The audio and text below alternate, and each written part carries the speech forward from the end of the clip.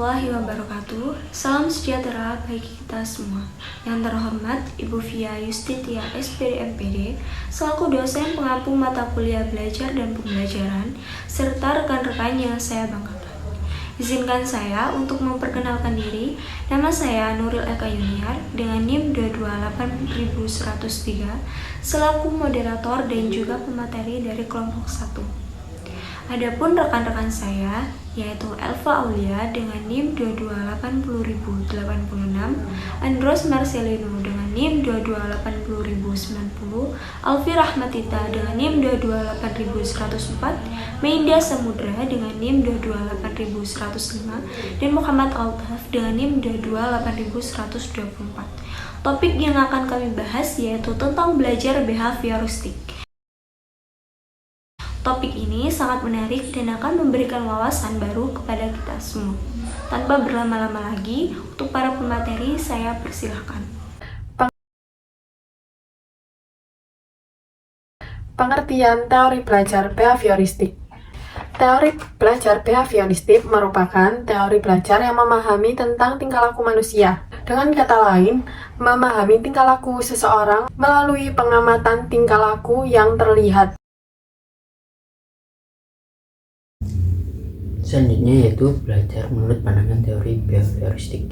Behavioristik adalah suatu studi tentang kelakuan manusia. Timbulnya aliran ini disebabkan oleh adanya rasa tidak puas terhadap teori psikolog, daya, dan teori mental stage.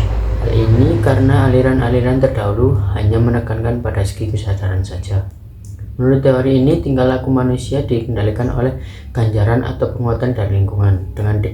Dengan demikian, dalam tingkah laku belajar terdapat jalinan yang erat antara reaksi-reaksi behavioristik dengan stimulusnya.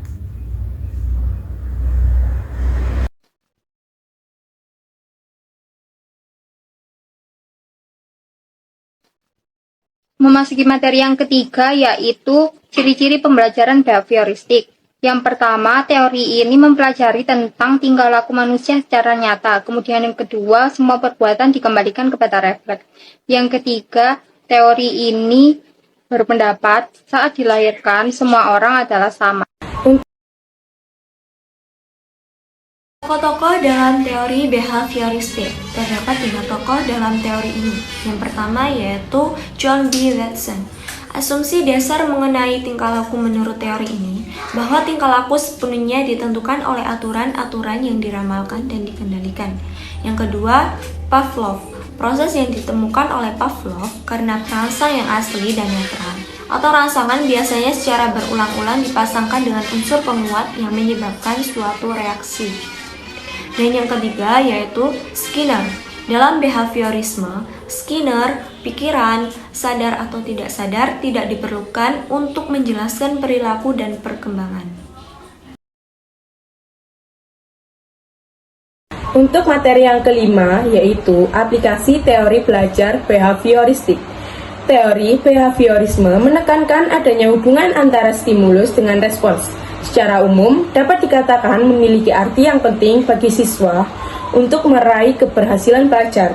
Caranya yaitu, guru dapat memberikan stimulus dalam proses pembelajaran, dan dengan cara ini siswa akan merespons secara positif jika lagi diikuti dengan adanya reward yang berfungsi sebagai reinforcement atau penguatan terhadap respons yang telah ditunjukkan. Bentuk pelaksanaan teori belajar behavioristik. Yang pertama, menganalisis kemampuan awal dan karakteristik anak, agar anak memiliki sejumlah kompetensi sebagaimana yang telah ditetapkan dalam standar kompetensi dasar. Yang kedua, merencanakan materi pembelajaran yang akan diajarkan kepada anak. Guru setidaknya menggunakan 2 pendekatan, yaitu anak menyesuaikan diri terhadap materi yang akan diberikan. Materi pembelajaran disesuaikan dengan keadaan anak. Kelebihan dan kekurangan belajar behavioristik. Teori ini hanya mengakui adanya rangsangan dan tanggapan yang dirasakan dan tidak memperhatikan efek pikiran atau perasaan yang menghubungkan unsur-unsur yang dirasakan tersebut. Teori ini gagal menjelaskan mengapa dua anak dengan kemampuan dan pengalaman yang relatif sama dengan penguatan berperilaku berbeda dalam pengajaran dan pemilihan tugas dengan tingkat kesulitan yang sangat berbeda.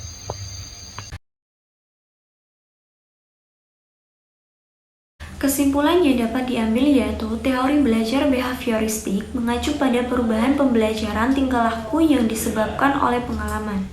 Dengan demikian, peserta didik dalam menjalankan kehidupannya dengan lingkungannya. Hal itu sudah termasuk belajar secara behavioristik.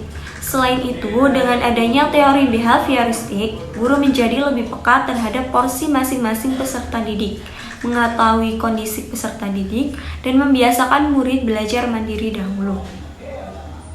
Ingatlah, kesuksesan bukanlah tujuan akhir, tetapi perjalanan yang tak pernah berhenti. Setiap hari kita diberikan kesempatan untuk mengubah dunia, untuk membangun masa depan yang lebih baik. Cukup sekian yang dapat kami sampaikan. Kami berharap hasil presentasi kali ini bisa bermanfaat. Apabila ada kekurangan dan kesalahan, kami minta maaf karena kesempurnaan hanyalah milik Tuhan. Wassalamualaikum warahmatullahi wabarakatuh.